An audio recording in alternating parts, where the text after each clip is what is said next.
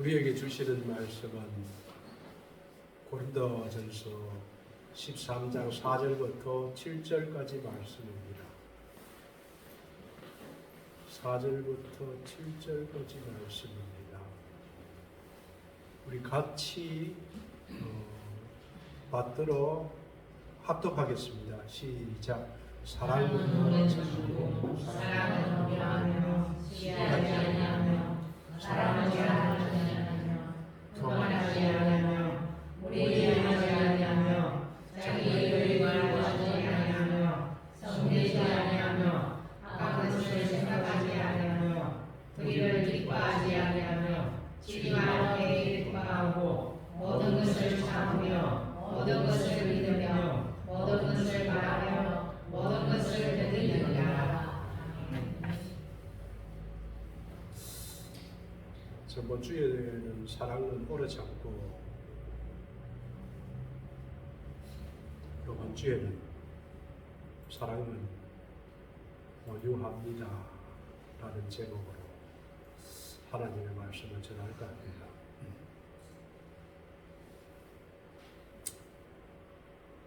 인간은 사랑받지 못하면요,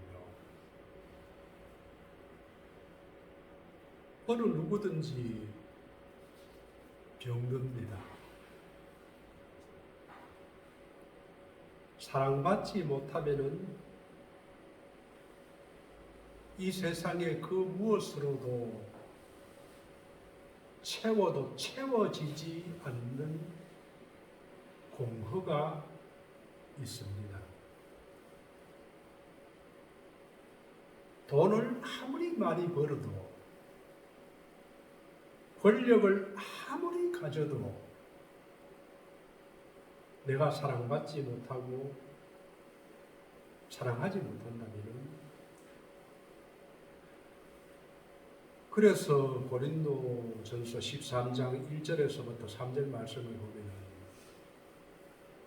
천사의 말을, 예수 믿는 사람이 천사의 말을 한다는 것은 말을 너무 잘한다는 거거든요. 천사가 하는 말을 할 정도로 말을 잘하고 예언하는 능력이 있어서 하나님의 모든 비밀을 알고, 이 산을 들어서 저리로 옮겨라 해도 옮겨질 수 있는 그런 믿음이 있어도 그런 믿음을 가진 사람은 잘 없지요. 그런데 그런 믿음을 가져도 사랑이 없으면 소용이 없다고 이야기를 하고, 내가 누구를 위해서 대신 죽어도 사랑이 없다면 유익이 없다고 이야기를 합니다. 텔레비전 프로그램 중에서 이렇게 보다 보면 내 아이가 달라졌어요 라는 그 프로그램이 있다고 저희 집사람이 잘 보는데요. 집사람 이렇게 보다 보니 나도 한 번씩마다 기웃거리다가 봤습니다. 그런데 그 프로그램 보면은 아이들이 막 가는 아이들이 엄청 많더라고요. 통제가 불가능합니다. 어떤 한 7살, 8살 되는 아이가 휴대폰 중독이 걸려가지고 눈 뜨면은 눈 감을 때까지 휴대폰을 손에서 놓질 않아요. 아무리 부모가 뭐라 해도 안 되고, 또 어떤 아이는 보면은 게임 중독이 걸려갖고 게임에 빠져가지고 다른 걸 아무것도 밥도 안 먹으려고 합니다. 부모가 아무리 그것을 통제를 하려고 해도 되지 않습니다. 어떤 아이는 친구하고 어울리지를 못해요. 학교에 가도 어울리지를 못하고, 그래서 학교를 아예 안 가려고 하더라고요. 친구도 없어요. 이런 아이들이 있는데 그 프로그램에서 그 오은영 박사, 그 기독교 박사 하겠다는 오은영 박사가 그것을 보고 몇 가지 부모에게 이야기를 합니다. 이 아이는 이렇게 하세요. 그러면은 그 방법대로 부모가 아이를 대하면은 아이들이 달라집니다. 그게 뭐냐 하면은 아이들하고 부모가 아이들을 사랑하는 방법을 가르쳐줘요. 이 아이는 이렇게 케어를 하고 그리고 같이 놀아주고 같이 시간을 보내고 이런 대화를 하고 이렇게 품에 안아주고 엄마가 아이를 사랑하는 방법을 가르쳐 주더라고요. 그러면은 그 통제불능의 아이들이 다 변하는 거예요. 희한하더라고요, 그게. 그런데 그 결론은 뭐냐 하면은 부모가 아이들을 사랑하기는 사랑하는데 사랑하는 방법을 몰라서 아이를 대하는 자세를 몰라서 아이들이 망가지더라고요. 그런데 이 오정 박사가 아이들을 사랑하는 방법을 가르쳐 주면은 아이들이 변하더라고요. 아이들만이 그런 게 아니고 어른들도 그런 경우가 많습니다. TV를 한번 이렇게 보다 보니까 알코올 중독으로 아저씨가 가정의 남편인데 시간만 하면 술을 마셔요. 아무리 마시지 말라 해도 술을 마십니다. 그래서 이 아내와 자식들에게 술만 먹으면은 술에 취해서 아내를 때리고 자녀를 때립니다. 그러니까 이 아내와 자녀들이 이 남편을 왕따를 시켜요.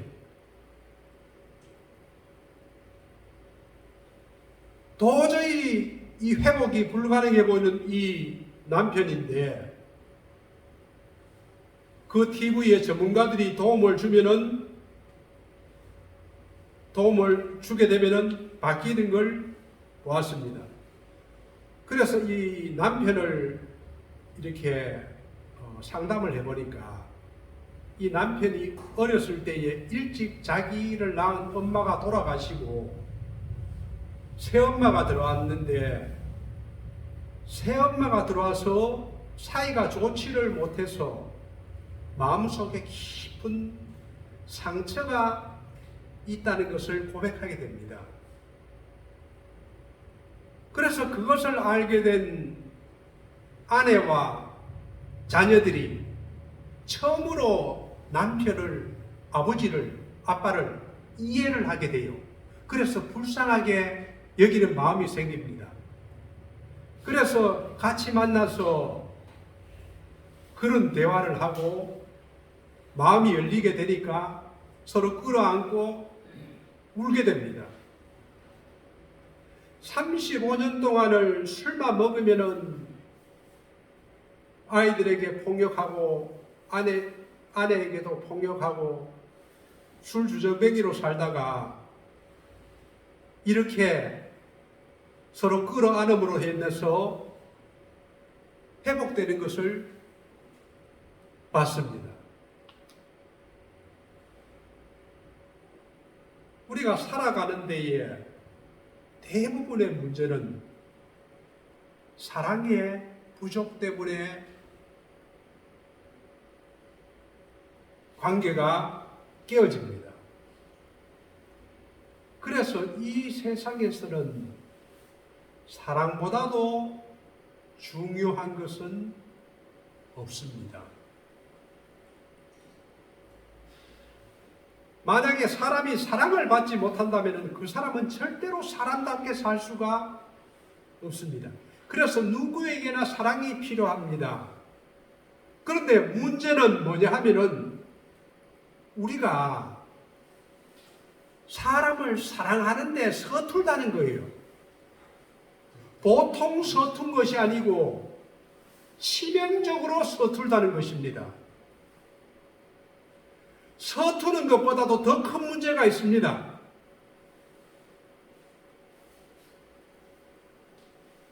그것은 내가 서툴다는 것을 아예 모르는 거예요.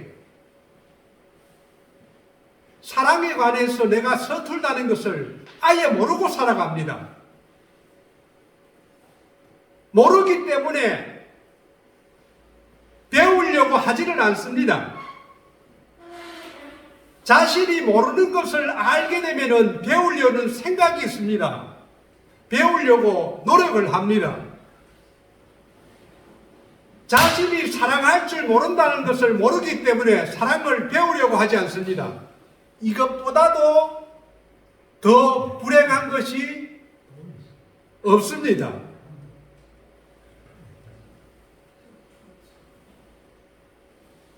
우리가 행복하려면은 사랑을 공부를 해야 합니다. 사랑을 연습을 해야 합니다. 사랑을 배워야 됩니다. 하나님께 사랑하는 방법을 가르쳐 달라고 기도를 해야 됩니다. 하나님께서 우리에게 사랑은 이런 것이다라고 가르쳐 주는 것이 15가지가 됩니다. 그런데 이 15가지는 우리가 행동으로 하는 것인데 한 가지도 쉬운 것이 없습니다.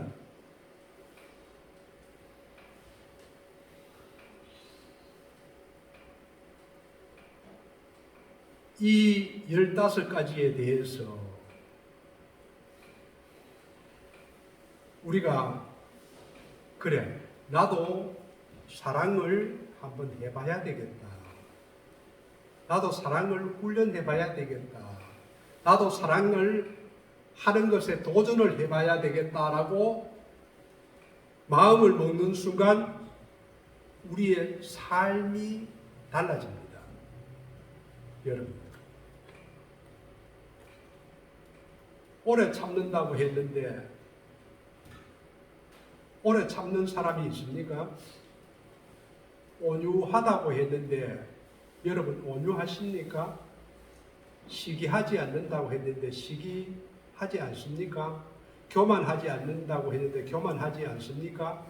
다른 사람에게 무례히 행하지 아니한다 무례히 행하지 않습니까?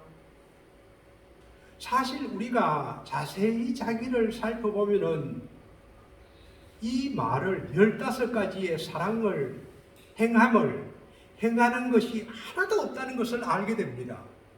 결국은 뭐냐 하면은 나는 사랑을 하지 않고 사는 사람이구나 라는 것을 알 수가 있습니다. 그래서 이제부터는 내가 정말 오래 참는 사람이 되어야 되겠다.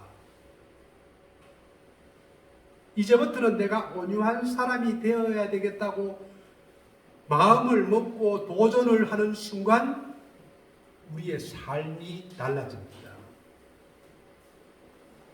부부 관계가 남편과 아내의 관계가 달라집니다. 부모와 자녀의 사이가 달라집니다.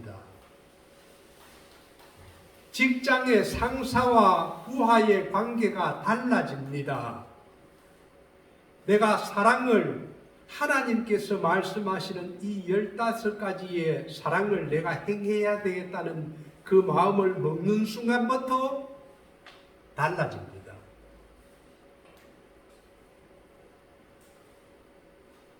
우리는 욕심이 나는 것에 대해서는 노력을 하고 대가를 지불합니다. 그것은 당연한 것입니다. 돈을 벌기 위해서는 자기의 시간과 자기의 힘을 다해서 대가를 치릅니다. 사랑도 마찬가지입니다. 사랑을 얻기 위해서, 사랑을 행하기 위해서는 대가를 지불해야 됩니다.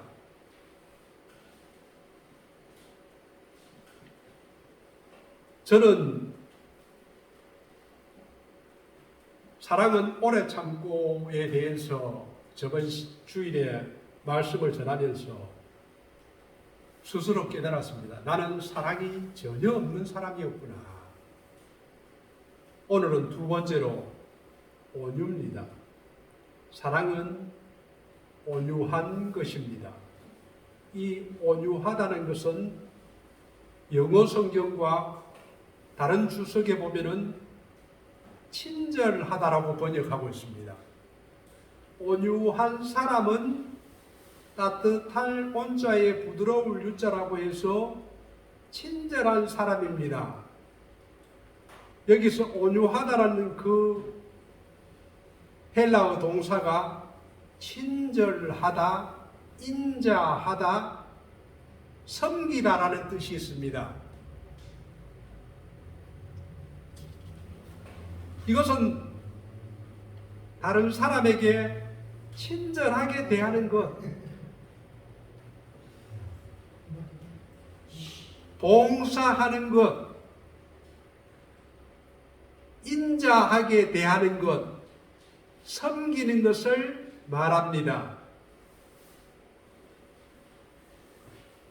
가장 친절하고 온유한 분은 누구시냐면은 하나님이십니다. 시편 103편 8절 말씀을 보면은 여호와는 긍휼이 많으시고 은혜로우시며 노하기를 더디하시고 인자하심이 풍부하시도다.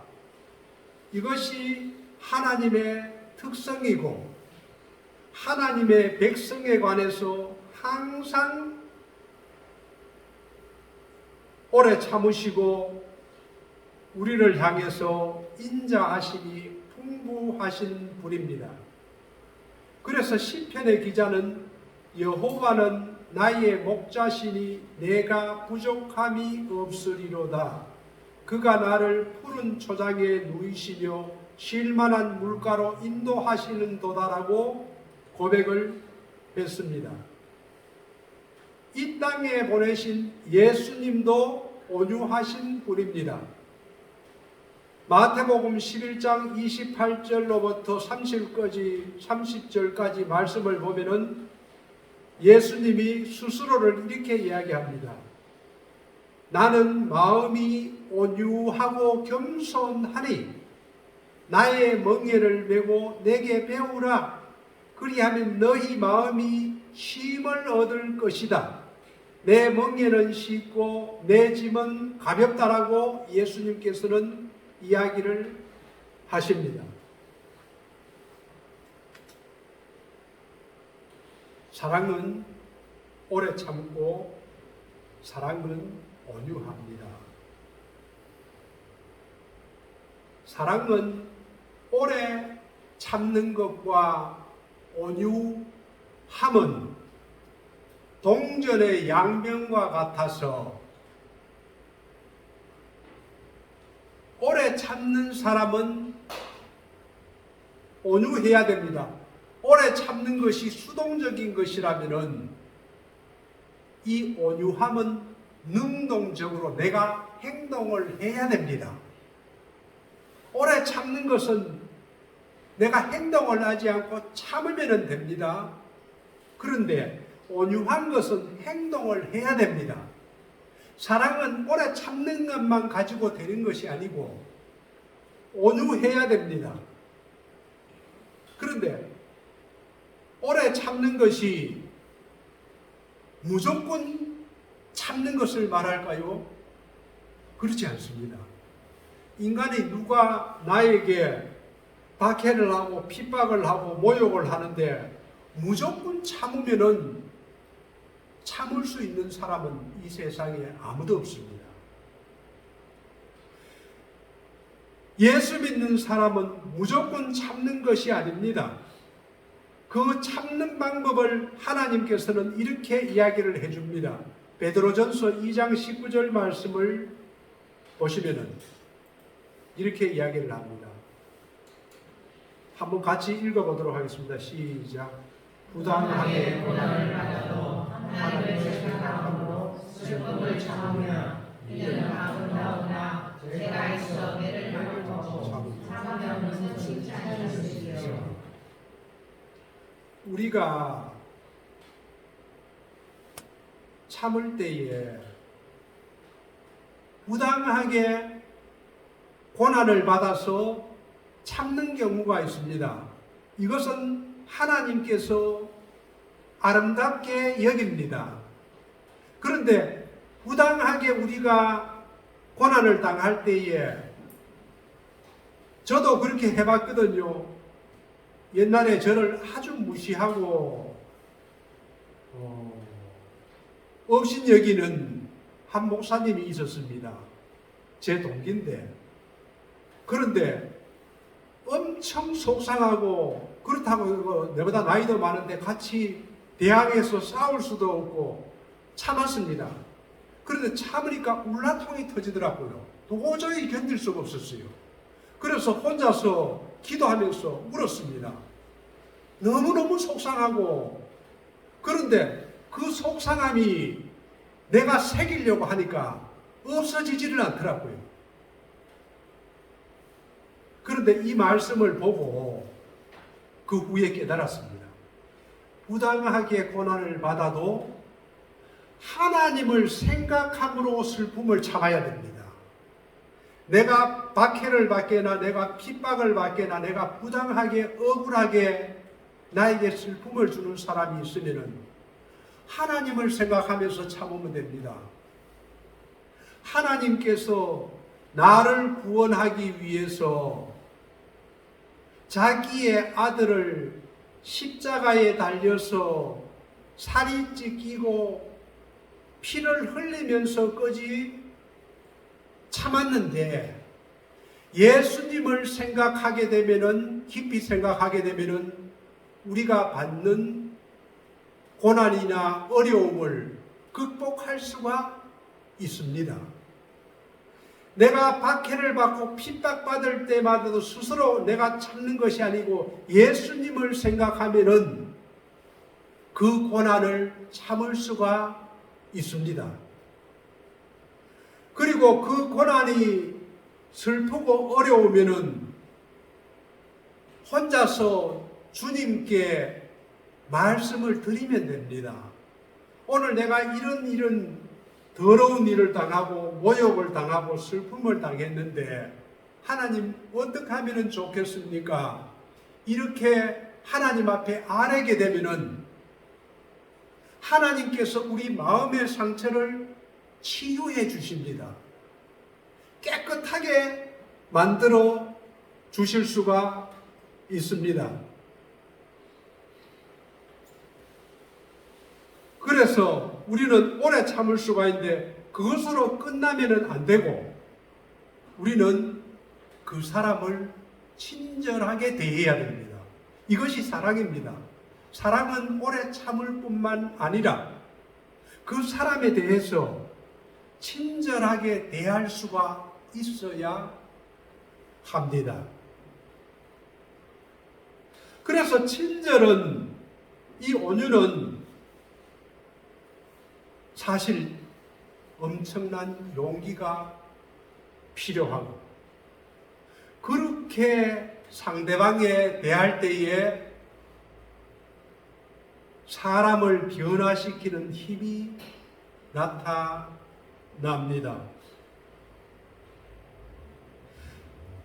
사랑은 내가 하는 것만큼 행복합니다. 사랑은 받는 것보다도 주는 사람이 더 행복합니다. 우리는 사랑을 받으려고 하거든요. 그런데 사랑을 줘서 행복함을 깨달은 사람은 내가 받으려고 하지 않고 자꾸 주려고 합니다. 그래서 작은 것을 사랑하다 보면 큰 것도 사랑하게 됩니다. 인생은 작은 일에 열심을 기울이다가 큰 일을 얻게 됩니다. 작은 것에 충성한 자가 큰 것에 충성할 수가 있고, 작은 일에 친절을 베푸는 사람이 큰 행복으로 돌아오는 경우가 허다합니다. 우리는 작은 일에 친절을 베풀어야 합니다. 미국에 있었던 이야기입니다. 어느 추운 겨울날이었습니다. 한 젊은 가난한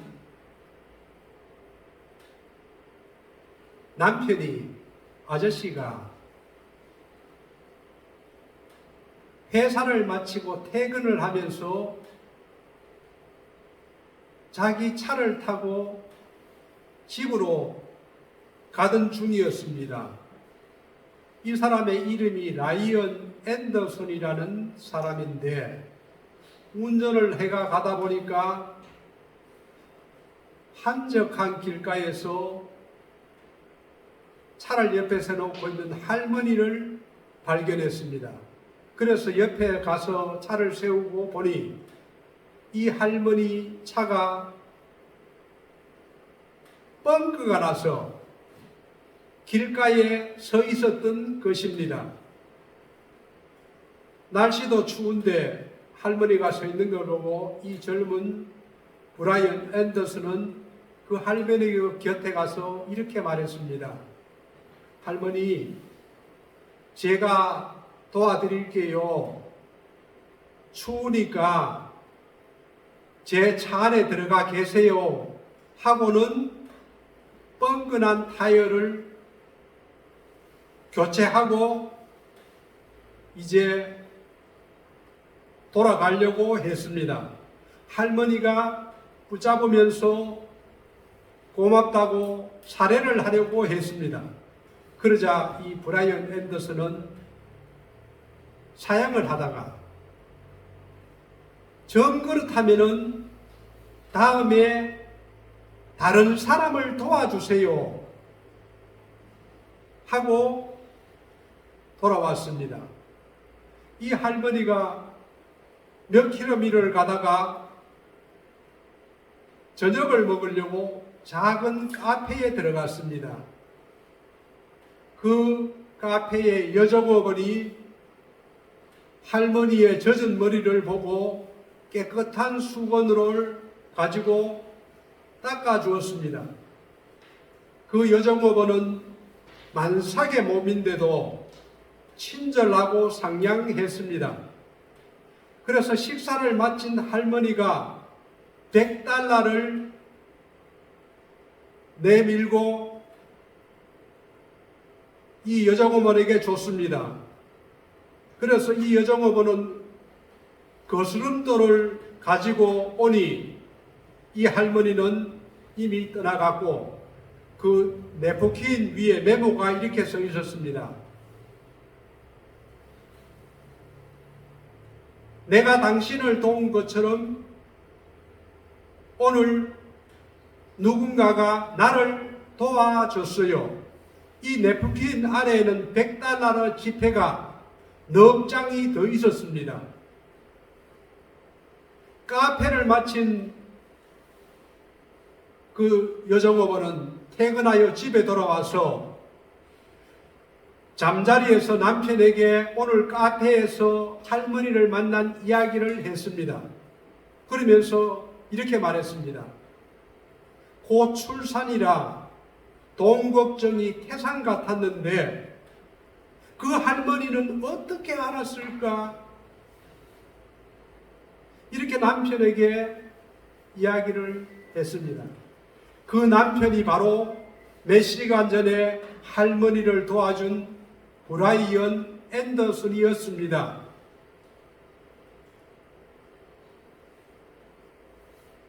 이 브라이언 앤더슨이 할머니를 도와줬는데 그 할머니는 브라이언 앤더슨의 부인인 카페의 여종업원을 도와준 것입니다. 그것도 많은 것으로.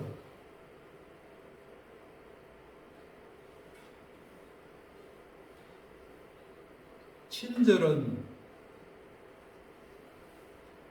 내가 작은 것을 한 것이지만 반드시 메아리가 되어서 돌아옵니다. 친절은 말로만 하는 것이 아니고 반드시 대가가 따라야 합니다. 세상을 밝히는 힘은 거창한 것이 아니라 작은 친절에서 온다고 이야기를 합니다. 기업을 경영하는 데에도 친절은 성공의 열쇠라고 합니다. 미국의 호텔 왕인 조지 볼트가 있습니다. 무슨 볼트 나사 이름 같은데 조지 볼트라고 합니다. 그는 자수성가를 해서 미국 뉴욕의 윌도프 아스토리아라는 호텔의 초대 지배인이자 회장까지 지낸 입지전적인 인물이라고 합니다. 그가 젊은 시절에 관한 이야기입니다. 1911년에 폭우가 쏟아지는 어느 늦은 밤에 필라델피아에서 방을 구하지 못한 노부부가 한 작고 허름한 호텔로 들어왔습니다. 그런데 그 호텔도 이미 만실이었습니다. 이 노부부를 딱하게 여긴 호텔 젊은 직원이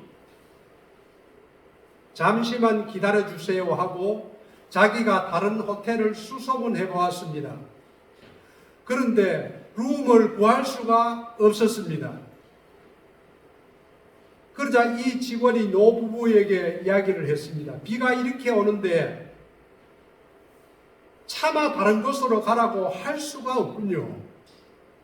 누추하지만 제가 사용하는 방이 있는데 그 방에서 주무시는 것은 어떻겠습니까? 라고 했고, 이 노부부는 호텔 직원의 방에서 잠을 자고 갔습니다.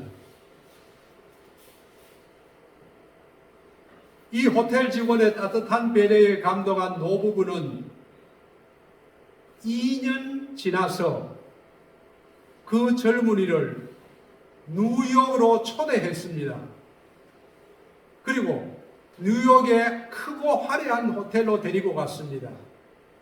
그 호텔 이름이 윌도프 아스토리아 호텔. 그리고 이 젊은이에게 물었습니다. 이 호텔이 마음에 듭니까? 젊은이가 감사합니다만 이 호텔은 제가 묵기에 너무 비싸 보입니다. 저는 저렴한 호텔에서 묵어도 상관없습니다.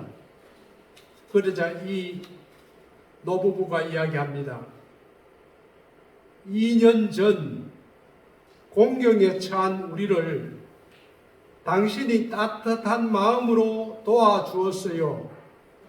그때 우리는 당신 같은 분이 미국에서 제일 좋은 호텔의 운영자가 되어야 한다고 생각을 했고, 그래서 이 호텔을 2년 동안 지었으니 이제 이 호텔의 운영을 맡아주시오.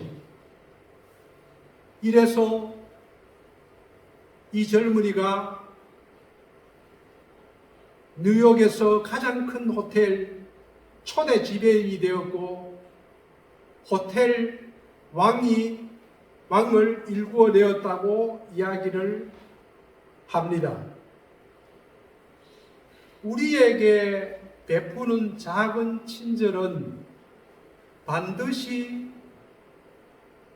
메아리로 돌아옵니다. 심은 대로 거둔다라고 이야기를 합니다. 친절은, 다른 사람에게 베푸는 친절은 공짜가 아닙니다. 심는 대로 거둔다. 내가 무엇을 심든지 사랑을 심으면 사랑을 거두고 악을 심으면 악을 거둡니다. 친절을 심으면 친절을 거두게 되어 있습니다. 일본의 다케시마야 백화점 창업자는 이렇게 이야기를 했습니다. 물건이 좋고 나쁜지는 미리 고객에 알리고 팔아라. 빈부 귀천에 따라서 손님을 차별하지 말라. 이 백화점 창업자는 살아있는 동안에 늘 그렇게 이야기를 했고 강조했고 그 자손들도 그렇게 이어졌습니다. 제가 얼마 전에 딸기를 샀는데 비싸게 줬거든요. 15,000원 주고 샀는데 그런데 위에는 딸기가 붉고 먹음직스럽고 있었는데 그 밑을 보니까 찌그러지고 볼품없고 형편이 없었어요. 내가 고구마를 인터넷에서 산 적이 있습니다. 먹고 싶었어. 그런데 고구마를 사는데 위에 것을 보니까 예쁘고 있는데 밑을 보니까 썩은 것도 있더라고요. 이게 사람들의 장사술이 아닌가. 그런데 일본 다카시마의 백화점 창업자는 늘 이렇게 이야기했습니다. 물건이 좋고 나쁜지 미리 고객에게 알리고 팔아라. 그리고 빈부 귀천에 따라서 손님을 차별하지 마라. 그런데 1986년도에 봄에 어떤 낡은 옷차림을 한 아주머니가 이 백화점 식품부에 들어왔습니다. 그리고 포도매장 앞에서 한참을 서성이면서 그녀는 이 아주머니는 울기만 했습니다. 이를 지켜보던 여직원이 조심스럽게 다가가서 이유를 물었습니다. 그러자 그녀는 포도를 꼭 사야 하는데 돈이 2,000엔밖에 없다고 했습니다. 포도 한 송이는 10,000원인데 그래서 직원은 생각을 하다가 무슨 사연이 있기는 있는 것 같은데 물어볼 수는 없었습니다. 그리고 이 직원은 가위를 가져왔습니다. 10,000엔짜리 포장 상품에서 2,000엔 어치를 잘라내고 포장지를 곱게 싸서 이 아주머니에게 건넸습니다. 그리고 이 아주머니는 포도를 안고 서둘러 뛰어나갔습니다. 2달 후에 아사히 신문에 한 의사가 독자 투고를 실었습니다. 내용은 이렇습니다. 백혈병을 앓던 11살 여자아이가 마지막 소원으로 포도를 먹고 싶어 했는데 부모가 너무 가난해서 들어줄 수가 없었다. 그런데 그 소원을 들어준 다케시마야의 여직원에게 깊이 감사드린다는 내용이었습니다. 이 일로 인해서 다카시마야의 백화점은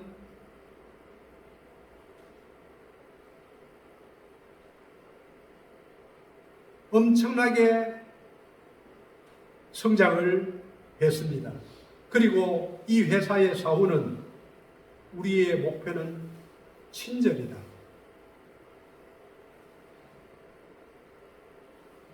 고객을 왕으로 모시자. 친절은 사랑이면서 모든 생활 가운데에 우리에게 좋은 씨앗을 품는 것입니다. 미국 존스 홉킨즈 대학에 하워드 켈리의 실화가 있습니다. 그는 대학 시절에 방 판매를 해서 존스 홉킨즈 대학의 학비를 벌었습니다. 하루는 배가 고파서 어느 집 문을 두드리면서 물 한 잔을 부탁했습니다. 그래서 그 집의 소녀가 이 젊은 학생이 굶주린 걸 알고 커다란 컵에 우유를 가득 담아 왔습니다. 10년이 지나서 이 하워드 켈리는 훌륭한 의사가 되었습니다. 그런데 이 우유를 준 소녀는 희귀병에 걸려서 고생을 했고, 어느 날 이 하워드 켈리의 병원에 그녀가 입원했다는 것을 알게 됩니다. 그는 모든 의술을 동원해서 지극정성으로 치료했고, 그 덕분에 그녀는 생명을 구했습니다. 정신을 차리게 된 그녀는 치료비 걱정으로 잠을 이루지 못하다가 이웃고 청구서를 받았는데, 그 청구서에서는 이렇게 기록되었습니다. 치료비 총액 한 잔의 우유로 이미 다 지급됐음, 이렇게 쓰여 있습니다. 친절은 사랑입니다.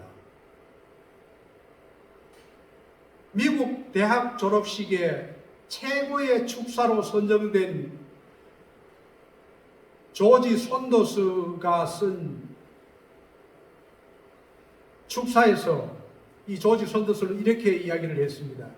내 평생의 최대의 후회는 다른 사람에게 친절하지 못했다는 것.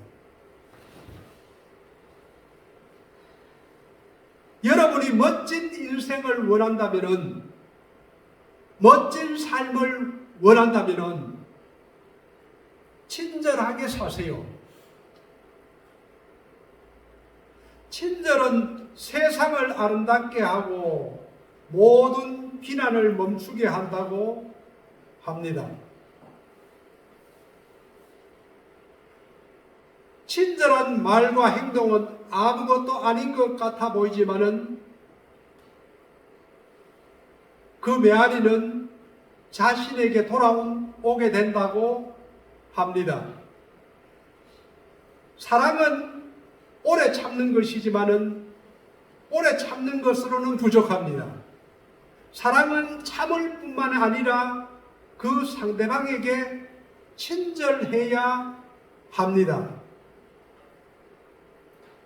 그렇다면은 여러분은 친절한 사람입니까? 친절하지 않은 사람입니까?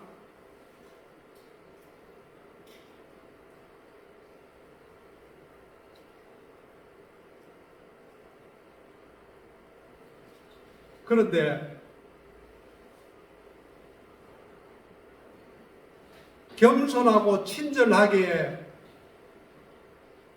대하는데 가장 어려운 문제가 있습니다. 그것은 대상에 따라서 나의 태도가 달라진다는 것입니다. 성경에서는 이 친절의 대상과 방법을 구체적으로 이야기를 하고 있습니다.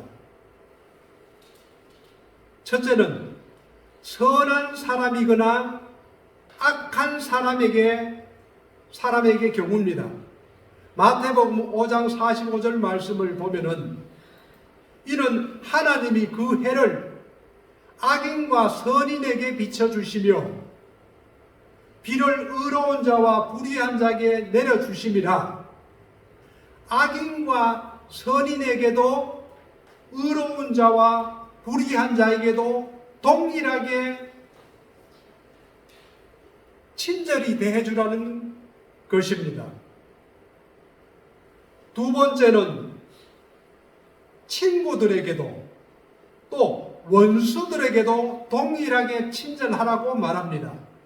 5장 44절 말씀을 보면은 나는 너희에게 이르노니 너희 원수를 사랑하며, 원수를 사랑한다는 것은 원수에게 오래 참고 친절하게 대하는 것을 말합니다. 너희를 박해하는 자를 위하여서 기도하라.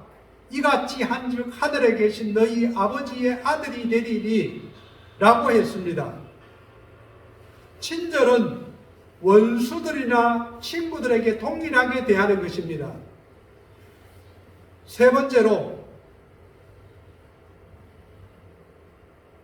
누가복음 6장 35절 말씀을 보면은 오직 너희는 원수를 사랑하고 선대하며 아무것도 바라지 말고 구워주라. 원수를 사랑하는 것뿐만이 아니고 그를 선대하고 구워주라고 합니다. 은혜를 모르는 자와 악한 자에게도 인자하시라고 이야기를 합니다. 우리가 상대방에게 친절을 베풀 때에 가장 실패하는 경우가 이런 경우입니다. 우리가 정성껏 우리에게 친절을 베풉니다. 그런데도 돌아오는 것이 칭찬이 아니고 욕이 돌아오고 해가 돌아올 때도 있습니다. 그럴 때에도 은혜를 모르는 자와 악한 자에게도 친절을 베푸라고 성경은 이야기하는 것입니다. 이것이 하나님께서 우리에게 주시는 사랑입니다. 이것이 온유한 것입니다. 이것이 친절한 것입니다. 우리는 우리의 이웃들에게, 내 가족들에게, 내 자녀들에게 그렇게 사랑하고 있습니까? 그렇게 대하고 있습니까?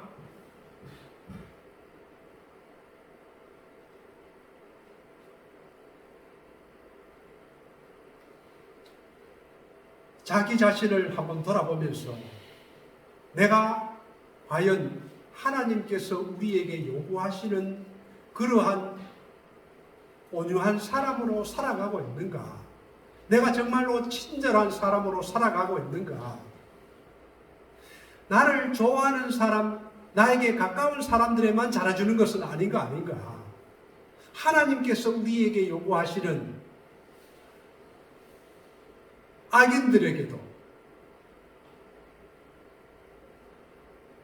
원수들에게도, 감사할 줄 모르는 사람에게도 내가 그들에게 은혜를 베푸고 친절을 베푸고 온유하게 대하고 있는가를 한번 돌아보시기 바랍니다.